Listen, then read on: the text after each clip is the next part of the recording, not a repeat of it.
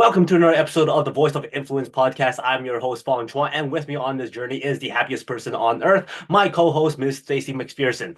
On this show, our aim is to break down the barriers of public speaking, allowing you to succeed and become the voice of influence. And today we have an amazing guest.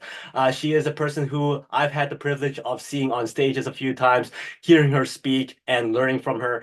She's been able to help so many people out there worldwide achieve great success, achieve great entrepreneurial success, reaching goals, helping them change their mindsets, helping them really grow their empires. Because every time she speaks, people listens because she has great values to share and great content and great skills and strategies to share as well. I had the absolute privilege of introducing her at a few events, also having her on my podcast. Hence, we're very excited of having her here. She's achieved so much success in such a little period of time. At the age of 19, she already launched her global retail empire. At the age of 23, she became a millionaire. Within a decade, she has already sold over 18 companies, amassing over $87 million in exits, earning her the title of global serial entrepreneur. She is just an amazing person. So I'm very excited to have her here. Please welcome the world-renowned speaker, global serial entrepreneur, investor, and self-made millionaire, Ms. Katie K. Hi, everyone. Thanks for having me. So glad to see you both. And yes, you cannot not be happy around Stacy. She's all We're so glad you're here, Katie. Oh my gosh, I'm so excited. Oh, and I can't wait for our audience to hear your story. So at the beginning, I'd just love for you to say kind of how did you get started in business and also specifically public speaking, because that's what our audience cares the most about. Yeah. So as we just heard, I started when I was 19 and I had my first success before I even became a speaker, right? So some people kind of try to get into speaking prior to having success. And I don't think there's necessarily a path to one or the other. But after I had sold my first business, I had met all of our mutual friend, JT Fox, and kind of started learning about this branding and speaking side of things. And I'll be honest, when I first heard all about it, I was like, absolutely not. I'm terrified. I don't want to speak on a stage. And it took a lot of convincing. By a lot, I mean, a week later, I was on the big stage in LA. And of course, I was nervous and got into it. I was able to talk about my previous success and talk about that story. But I don't think I really knew like the power of what speaking was going to do for me from that moment forward. Um, I can't watch my old speeches because, we all have to refine our speeches. But I'm just definitely happy that I kept pushing through with it for sure. Because Oh, awesome. Love it. What was the biggest reason why you did not want to speak?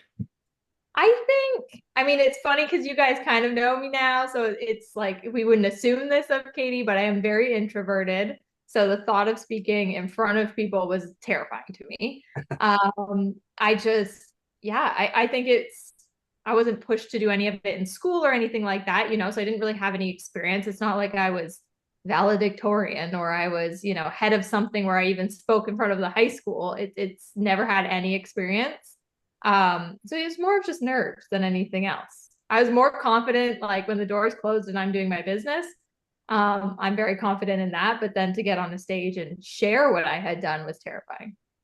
So take us back to that very first speaking engagement. It was in front of how many people? How long did you talk for? And what was going through your mind, your body, everything? Well, I was freaking out. I was definitely shaking and sweating and not in a happy place in the moment. It was telling my story first and foremost. I was on a panel with Olympic gold medalist Stephen Bradbury and Bruni Sarin. JT Fox is also on my panel, and why am I blanking on his name? Oprah's significant other, Stedman Graham. So for me, I talk about it now and what it does for me now. You always kind of have to think of like why someone won't work with you and where you kind of have to place yourself in branding or stage speaking. And for me, that panel was great because it was four very powerful men known for all different types of things that were speaking with me. And I was still very young back then, right? So we're still talking, years ago. Other than that, I was terrified. I didn't remember what the heck I said. I was talking about my story, kind of talking about what success kind of meant for me and where I was at in my life. And I think immediately after, I was able to get, the audience's feedback and people were wanting to talk to me. And that's when it all kind of clicked. And, your nerves go away at that point. You walk off, you black out going up, but you walk off going, oh, it's over. So Awesome. Awesome. Do you have any like biggest bomb moments or a mistake that you'd like to share with us? I don't have a bomb moment. I mean, I made a political statement in one of my speeches. You guys were definitely in the room when I did it, but I knew I was going to say it. It was because of the pandemic and our government. And I knew that I would just say it in the beginning as like a funny kind of icebreaker because it was the first time Canadians, as I said, were let out of jail. And I knew that no matter what, I could just put audio over that and clip it and still kind of use my speech. So that would be the only time. Other than that, I'm pretty good on my toes and kind of coming up with, I think I have so many stories and so much experience that anyone could ask a question and I probably have a 2-hour lesson on just the question they're asking me. So yeah, that I am. In the previous answer you gave, you talked about how nervous you were, how you didn't know anything, didn't have anything planned. And what's funny is, I remember seeing you on stage that day, and you Yeah. seemed flawless. And that's the thing. Lots of people are so worried about, Yeah. oh, what if? And oh, I'm so nervous. I'm so scared. People are gonna see this. People are gonna see that. Truth is, the audience doesn't notice any of that stuff. It's all in our minds. So it's kind of cool that given all that, all the success that you have, you're still nervous up there. Now, fast Yeah. forward to today, how do you overcome nerves? Because I know, like, if we put you in front of 500, 5,000, 50,000 people, Yeah. your nerves kind of change as you go. So Yeah. how do you temper that feeling? Well, for me, I actually say the bigger stage is less scary because you can't see them. So when you're in like a mastermind of 30 people, 40, 100 people, and you're really trying to deliver valued content, right? That is more scary to me than saying my story that it's inspiring and I can say my story in front of thousands of people. So there's that aspect to it. Now it is definitely repetition. It's breathing before I go out there. I don't get nervous like I used to get. I used to always say like I would touch the ground, and it was literally it's a wooey wooey thing, but it was like grounding me. So I'd put my hands on the ground and be like, okay, I'm alive, it's fine. And I've given some people that have gone up on stage that same tip if it's their first time. And I think there's also like stages to it. Like if you are really scared and nervous, like you can't control that. You can only control yourself doing it over and over again. So eventually the fear does go away. And the more that you do it, it does go away. And I would say if there's any fear now, I'll give you a perfect example. I was over in Australia doing multiple events and I had to do 6 hours straight every other day for 14 days. And that terrified me. I don't have a bathroom break. I don't have anything. Someone will come. I have to basically come up with something if I need to go to the bathroom, like an exercise for them to work on while I run to the bathroom, make sure I turn my mic off. And I could have to go anywhere from 3 to 6 hours. So you have to be very good on your toes in the sense of like, if we are only 3 hours, did I get my whole kind of point across in those 3 hours versus 6 hours type thing, and kind of plug and play different content throughout that day. And that was recently, that was only a couple months ago that I first started doing that. And I was nervous for that. Like there's no way I wasn't nervous.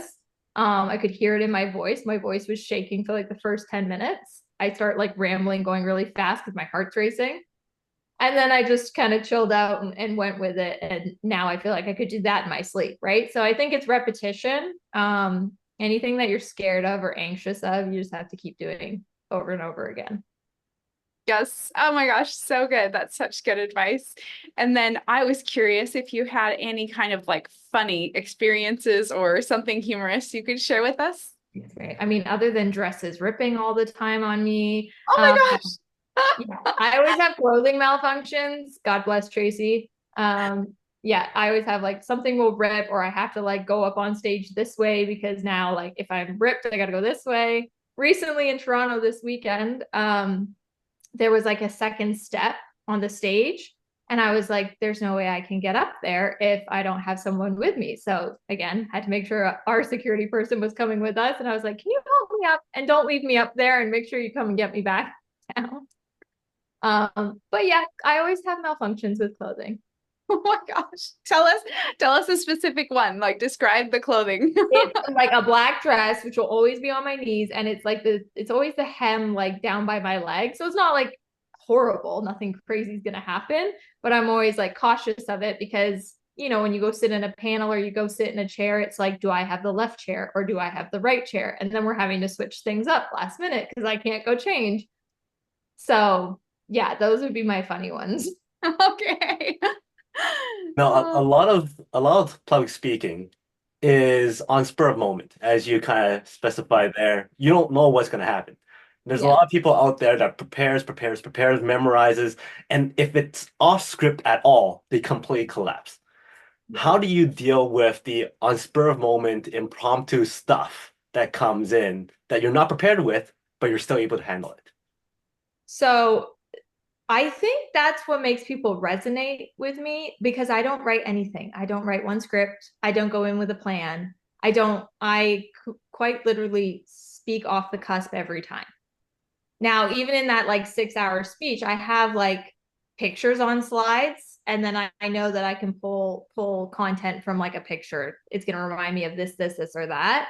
But I don't have, I think you're right. I think that speakers think that they need to have this very dialed in speech sometimes. And you do and you don't. Like you do need to make sure your points, there's a beginning, middle, and end. But I've always just done it kind of off the cusp. And I think that the realness is what made people kind of gravitate to me because I was always going the not the authentic route. You could still be authentic and have a planned speech. I just think I'm right brained and I that's how I speak. So I don't have like in 5 minutes we're going to talk about this, in 5 minutes we're going to talk about that. I think I just more of also pull the room, especially in like those longer speeches that I'm doing. You know, I'm if my content's not going to help them, I don't want to speak about it, right? So I try to find something in the room and pull the audience and try to find the thing that's going to be the most valuable for them. Yes. Oh, that's so good. I would love to hear examples of how you pull the audience in. That's something that our listeners really want to be able to do better and connect with their audiences. I would love it. I would love for you to share. So I'll give my examples. Obviously, they're going to be business examples, but we'll definitely, I always say, who has an existing business, who doesn't have an existing business. So if I'm standing there telling people how to start a company from scratch, and I have a bunch of people who have $1 million businesses in the room, I'm not catching the right part of the audience, right? So kind of seeing if it's 50-50, making sure I am kind of touching, and then I'll refer back to it, right? So I'll say, okay, so now for my entrepreneurs in the room, blah, blah, blah, blah, blah. One I always do with marketing is if people are running Facebook ads or if they're not running Facebook ads, if they use Instagram, if they use Facebook, if they use LinkedIn. Because again, I can give tips on all of these things, but if I'm sitting there and nobody has LinkedIn, why am I talking about LinkedIn?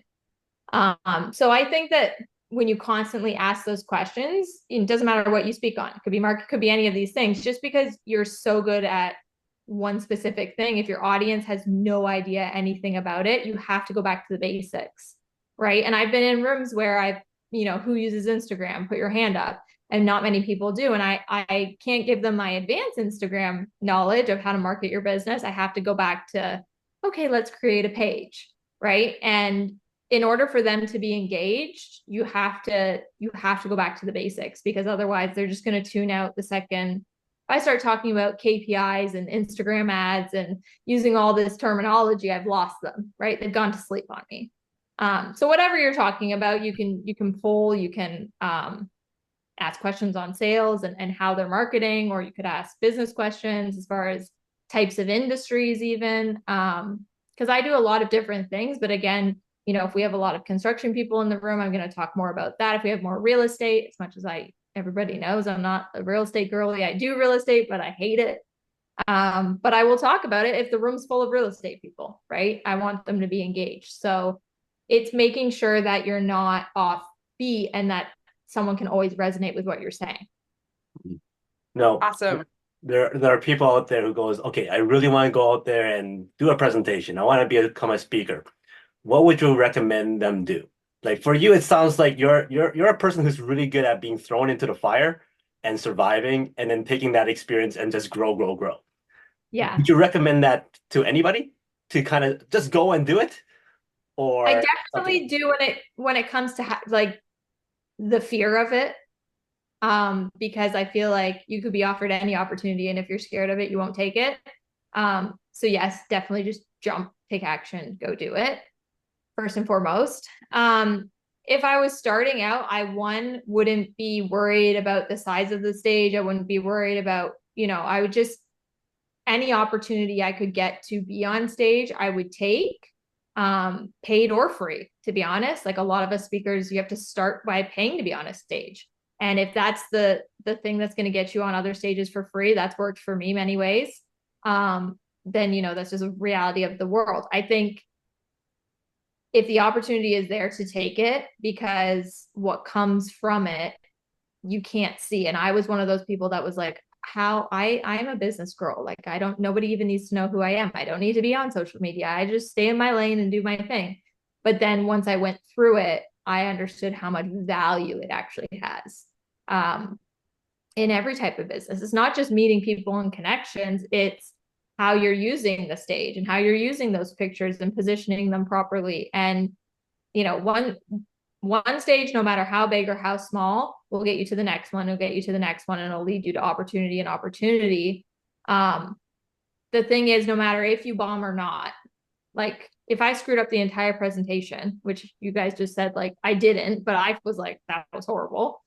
I can still put audio over that, use that clip. I can still put that on my website, show other people, show investors, so people I want to partner with, that I was on stage.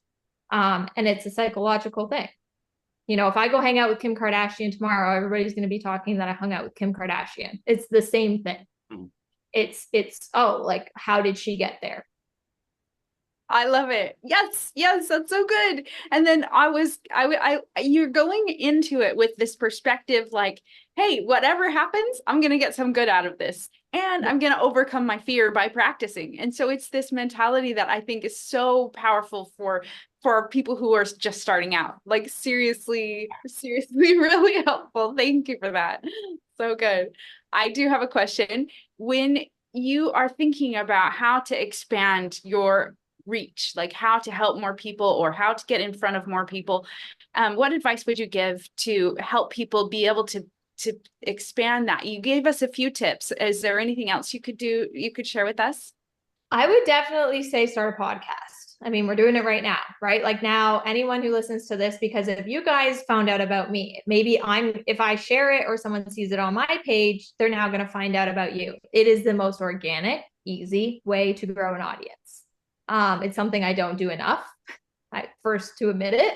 But I have watched people with podcasts build relationships, find opportunity, get on other stages. It's also a way, I talk about this a lot in the 6-hour speech that I do, that when you have this podcast, if you go and ask someone to be on their stage, you're probably 9 times out of 10 going to get a no, right? Like if you just directly DM, hey, can I speak at your event? 9 times out of 10, unless you've got a big brand, even myself is probably going to get a no, right?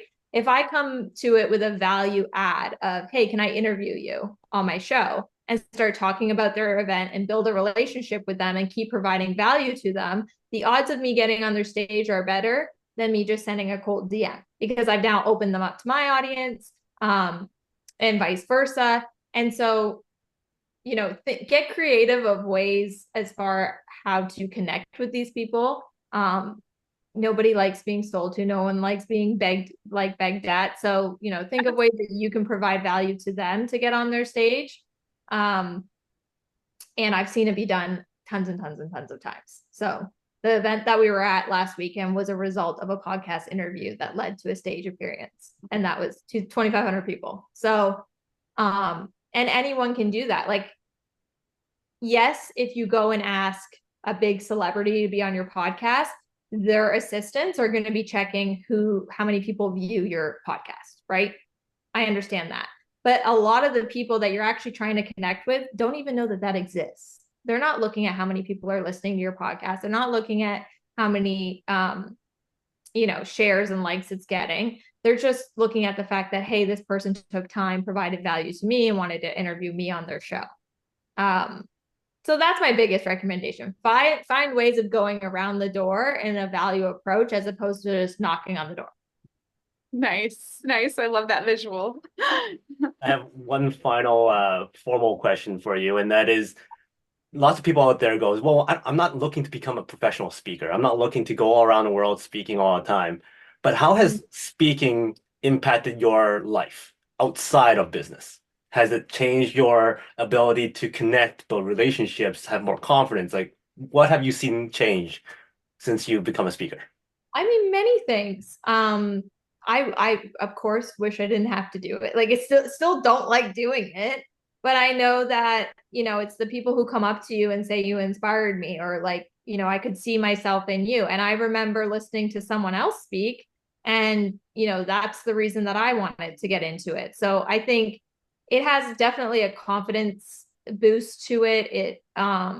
For me, it made me come out of my shell a little bit more. Like I always say, I'm introvertedly extroverted. So if you know me very well, you can't shut me up. But if you don't know me, I'm the person in the room that does not say one word. I look down. I don't give eye contact. I don't like humans are weird. Dogs are great. Like I want to associate. And like, so it forced me to like not think the whole world was bad, and that, some people do want help. And, I mean, JT always laughs at me, but coaching to me is very fulfilling, and I love it. And I love giving back to people, and and it could be the fact that I don't have children.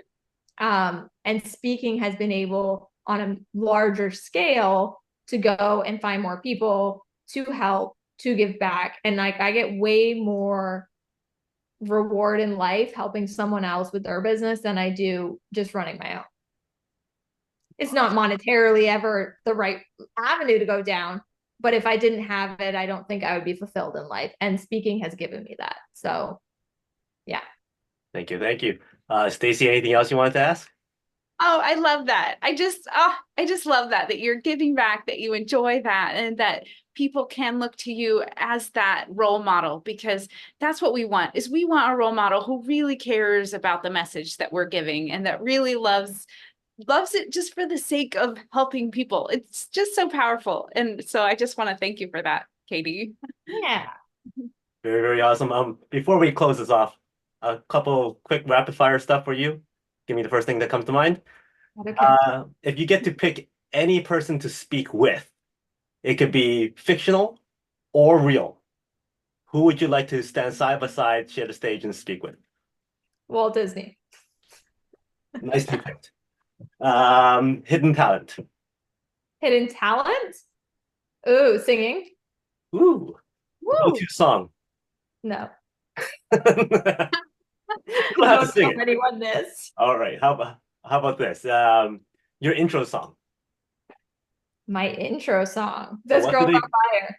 Pardon? This girl's on fire. Nicely done. And as we know, speakers can speak about anything, right? Yeah. So give me a number from 1 to 6. God, 4. 1, 2, 3, 4. So tell me something funny, interesting, fake or real, doesn't matter, about romantic comedies. Romantic comedies. Romantic comedies are a great way to boost your relationship in both personal and life. It gives you humor to use in business, and it gives you cues to use in your personal life. Thank you very much, Katie. That is the right brain in me coming out. Any final words or advice that you would like to share? No, I think, well, first of all, thank you for having me. I love you both. You guys are both amazing. And I think if you are thinking of becoming a speaker, that to just do it. I am definitely one of those people. If you think you're shy, I'm 10 times shyer than you. Like I was that person. And once you break through it, you can keep doing it. You won't die on the stage, I promise. You won't faint. And even if you do, we can clip it all out and we can still use that footage. So if you're just thinking about it, take action, go do it. It will grow not only your personal brand, but your businesses as well. And it's super fulfilling in life. Awesome. Thank you. Stacy, anything else you want to add? Awesome. No, I love this. Thank you so much, Katie. This has been such a blast. You're awesome. Awesome. For everybody else, make sure you connect with Katie. Obviously, she has a lot of great value to add to everybody out there. She has lots of great content. Check out her podcast, check out her videos and content, all that great stuff. Somebody that you definitely need to connect with. So until next time, if you speak with confidence, you speak with influence. Thank you very much, everybody.